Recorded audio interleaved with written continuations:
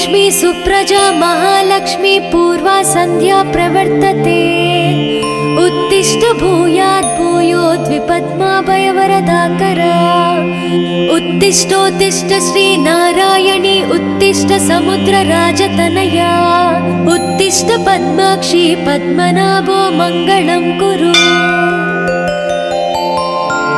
श्रुत्यै नमोस्तु शुभकर्म फलप्रसूत्यै सर्वैश्वर्यं करम् पद्मप्रिये पद्मिनी पद्महस्ते पद्मालये पद्मदलाय ताक्षी शरण्ये नमोस्तु देवादिभिरश्चतायै नमोस्तु नन्दात वल्लभायै श्री महालक्ष्मी तव सुप्रभातम्।